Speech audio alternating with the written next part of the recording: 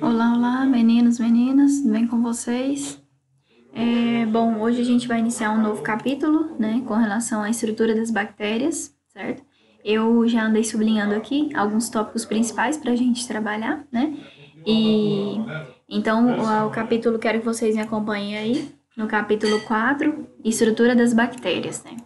Então, as bactérias são micro-organismos unicelulares, como a gente já sabe, tem uma célula só, são procariontes, né? Ou seja, são seres menos evolutivos, né? Não tão evoluídos assim quanto nós, né? Homens, né?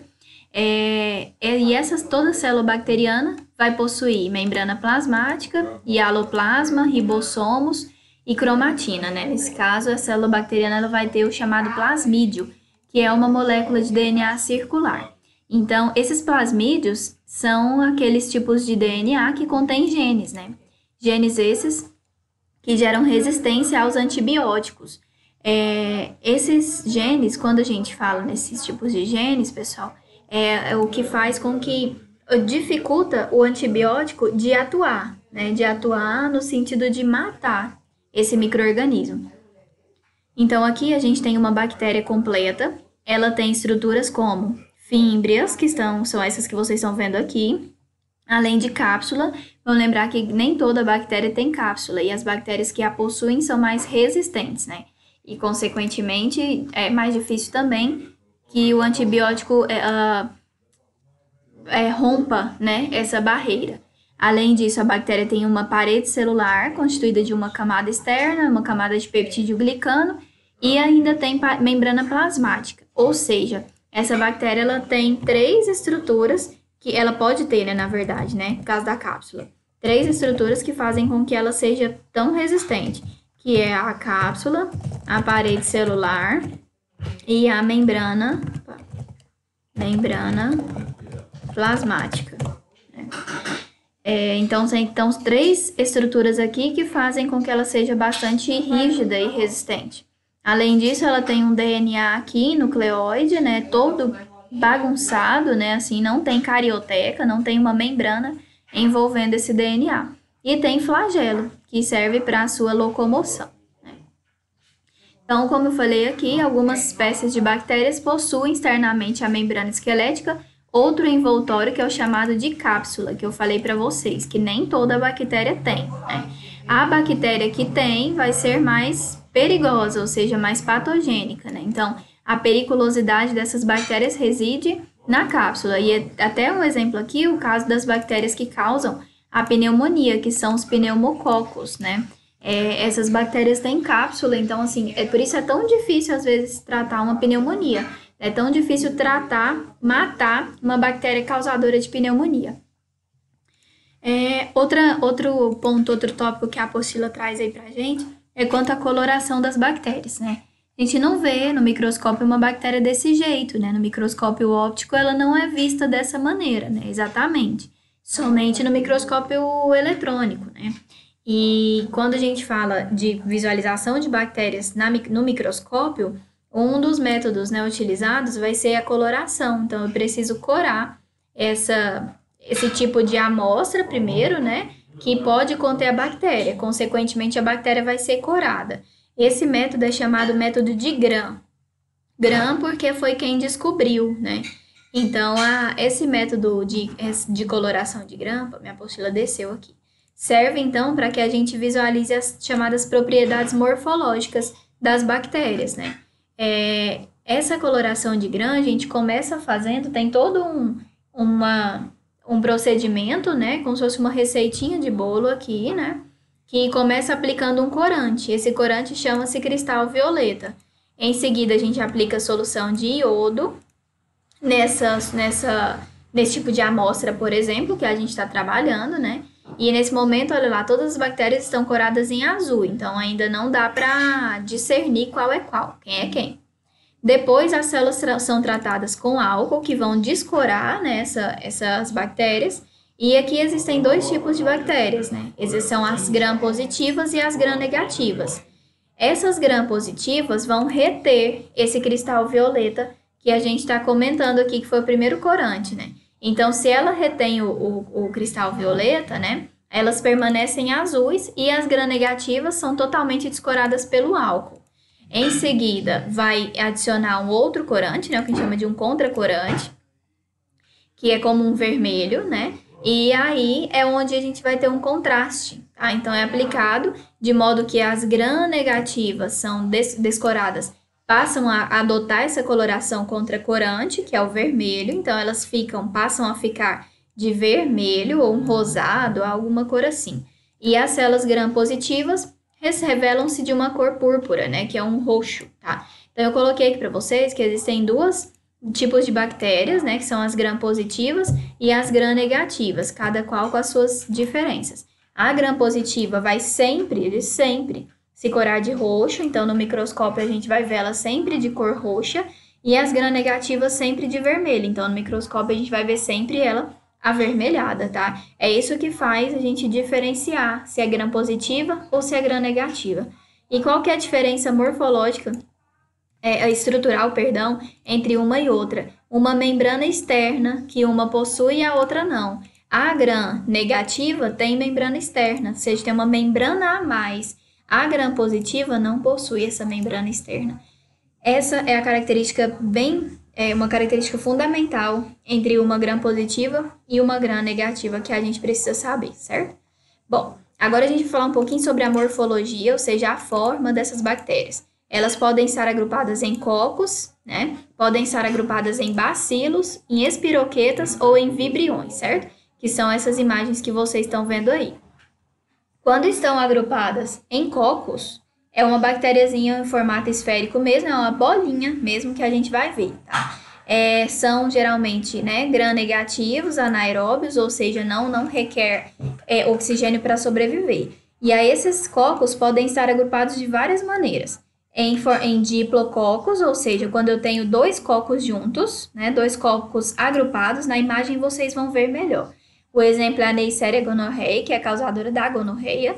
Pode estar sobre o arranjo de Staphylococcus, que são células, né, são bactérias gram-positivas, que são presentes em cachos de uva. Staphylococcus aureus, epidermides, que é causadora do furúnculo. Ou podem estar agrupadas em cadeia, que é chamado de Streptococcus, que também é gram-positiva, só que ficam em cadeia. Aí a gente tem como exemplo Streptococcus pyogenes, a galacti, que está muito presente em gestantes, causando doença, Streptococcus pneumoniae, que causa a pneumonia, ou o formato de um bacilo, que ela é alongada, como se fosse um bastonetezinho. Duas bactérias são muito comuns de serem encontradas em bacilos, Mycobacterium tuberculosis e o Mycobacterium lepre. Essa causadora da tuberculose e essa da lepra ou hanseníase. Além de um outro formato, são as chamadas espiroquetas. Espiroquetas são meio espiraladinhas, né? Como, por exemplo, o treponema pálido, que eu coloquei aqui para vocês, é causadora da sífilis. E, por fim, como morfologia, os vibriões, que lembram uma vírgula ou um grão de feijão, que é uma bactéria causadora da cólera, chamada de Vibrio cholerae. Se a gente olhar aqui a imagem, facilita. Então, os cocos, que são todas essas bolinhas aqui, toda bolinha que a gente vai ver é um coco. Se tiver de dois, né, de parzinho, é um diplococo. Aqui uma bactéria flagelada, cheia de cabelinhos, né? Aqui os esporos bacterianos, que são estruturas de reprodução. Quando os cocos estão em cadeia, são Streptococcus. Se estiverem como se fosse um cacho de uva, são Staphylococcus. Se tiver aparecendo uma vírgula, ó, é um vibrião, tá vendo? Aqui o bacilo e aqui os espirilos, né? Meio espiralada, certo? Então, esses são os formatos das bactérias. Então, a gente tem bactéria de tudo quanto é forma, diferente, né? E aqui, para a gente finalizar, né, a parte dessa estruturação, deixa eu ver, isso mesmo. Aqui, daqui a pouco eu falo dos agres, né? Aqui, para a gente finalizar, a parte da reprodução, tá? Então, as reproduções das bactérias podem ser tanto sexuada quanto assexuada, ou seja, pode ter necessidade de ter duas bactérias juntas ou ela sozinha se reproduz. A principal forma é a assexuada, tá? Então, ela sozinha se reproduz. Então, na assexuada, não existe troca de material genético entre elas. Então, um dos tipos é a chamada divisão binária. Então, a gente tem aqui na imagem uma bactéria sozinha, que está replicando o seu material genético, replicou mais um pouquinho, tá vendo? Está começando a se dividir. até que uma virou duas, né? Então, por isso que é assexuada, é uma que se reproduz sozinha e divisão binária, porque uma gera duas, né? Outro tipo de reprodução diferente agora é a conjugação, que é um tipo sexual, né? Então, eu tenho que ter duas bactérias se aproximando. Então, eu tenho que ter, como se fosse, não existe macho e fêmea, mas é como se fosse, tá? É uma que chegou perto da outra e que aí a gente passa a ter, olha só, tá vendo? A união delas que passa a gerar mais bactérias. Então, duas formas de reprodução. Assexuada, que é sozinha, e sexuada, que eu preciso de bactérias juntas, né? E existe ainda o processo de esporulação, pessoal, que é quando, olha só, quando as condições nutricionais se tornam favoráveis, aí ela precisa produzir esporos, que é uma estrutura de reprodução dela, né? Essas bactérias esporuladas exigem métodos de esterilização específica, né? E também, quando produz doença, tratamento específico. Então, esse fato de produzir esporos, liberar esporos, é muito perigoso, né? Porque pode, obviamente, dificultar o tratamento, tá? E aqui, por fim, eu coloquei aqui para vocês algo que a gente vai falar um pouquinho mais embaixo, né? Que é sobre os meios de cultura. Para que serve o meio de cultura? O meio de cultura serve para fornecer maneiras, né? Para que o micro-organismo cresça. Eu coloquei aqui para vocês, né? Então, fornece nutrientes. Todo micro-organismo precisa crescer e para isso ele tem que se alimentar. Então, o alimento deles é um meio de cultura, tá? Então, as bactérias, muitas vezes, a gente fala que elas são fastidiosas, ou seja, são exigentes, né?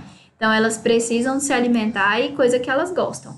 Então, a gente tem, por isso que eu sublinhei a alimentação para vocês. Então, a gente tem alguns meios de cultura, como agar-sangue, agar-chocolate, tá? Aqui embaixo, eu listei para vocês alguns meios. Então, a gente tem agar-sangue, clédio, manitol, maconkey, agar-Miller-Hinton, nutriente e chocolate. O que a gente precisa saber disso? Que cada bactéria, ela cresce num meio específico, no meio que ela mais gosta. Então, por exemplo, Staphylococcus e Streptococcus crescem mais em agar-sangue. Agar-Clade. Agar-Clade é um tipo de meio de cultura que cresce tanto a gram-positiva quanto a negativa. Agar-Manitol só cresce gram-positiva. Maconkey só gram-negativa. E assim a gente vai dividindo essas bactérias, né? Então, pessoal, o que a gente tem que entender é isso, que os meios de cultura são maneiras que são dadas para os micro-organismos crescerem, tá? Então, assim, muitos meios de cultura são especializados e são utilizados no diagnóstico bacteriológico. E sua escolha depende do diagnóstico clínico e do micro-organismo suspeito, que é o que eu dei exemplo para vocês, que cada qual cresce no que ele, né, mais tem alimentos preferíveis a ele, tá? Quando o profissional faz a coleta do material, seja de secreção, escarro, urina, fezes, para realizar a cultura, deve ter todo o cuidado para não levar durante o procedimento bactérias de fora, né, pessoal? Porque senão a gente leva bactérias de fora para dentro, né? Certo? Bom, e para a gente finalizar, a classificação quanto à nutrição. Elas podem ser autótrofas, saprófitas, parasitas ou simbióticas, né? Então, quanto à nutrição, quando a gente fala em bactérias autótrofas, são aquelas que produzem o próprio alimento. Então, não fazem mal, não precisam de buscar esse alimento fora. As saprófitas são aquelas que fazem decomposição de matéria orgânica, né? São aquelas, por exemplo, quando morre, né, se alimenta desse tipo de matéria. Os parasitas, que vivem os custas de outros seres vivos, a gente falou isso lá no início, e as simbióticas, que são aquelas que têm benefícios mútuos, né? Tanto para um, né, quanto para outro, então sem prejudicar. E aí, quanto à respiração, a gente pode ter bactérias que precisam do oxigênio para sobreviver, que são as aeróbicas, né, que não sobrevivem sem o O2, as anaeróbicas, que é aquelas que não precisam do oxigênio para sobreviver, e as anaeróbicas facultativas, que são aquelas que conseguem crescer na presença ou não do oxigênio, tá? Então, quanto à respiração, essas 3 classificações. E aqui a gente vai começar a falar no próximo vídeo sobre as principais doenças que podem ser causadas por bactérias. Então, a gente tem furúnculos ou abscessos, carbúnculos, a própria acne, né, pessoal, as espinhas, né, que são todas causadas por estafilococcus.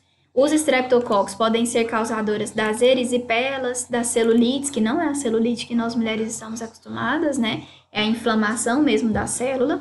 A hanseníase, que é causada pelo Mycobacterium lepre. Pneumonia, que é causada pelo Streptococcus pneumoniae, tá? Então, várias bactérias que são causadas, várias doenças que são causadas por bactérias, né? E olha só outras, meningite pelo meningococo, a tuberculose pelo Mycobacterium tuberculose. Então, eu tentei abreviar para vocês, resumir alguns tipos aí.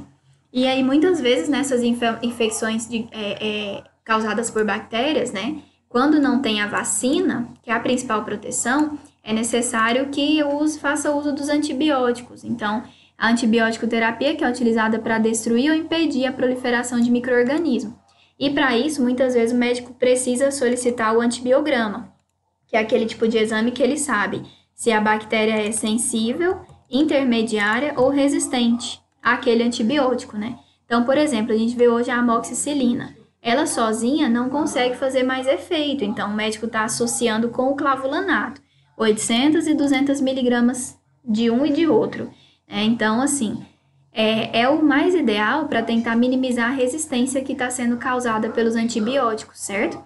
E aqui, só para a gente finalizar, eu coloquei um pedacinho para vocês, que é as bactérias, elas podem, né, como vocês estão vendo, receber duas nomenclaturas, por exemplo, Streptococcus pneumoniae. Aqui, sempre o primeiro vai ser o gênero e o segundo a espécie. Então, é como se a gente falasse no nosso caso, que tem nome e o sobrenome, a mesma coisa de gênero e de espécie, tá? Que as bactérias têm.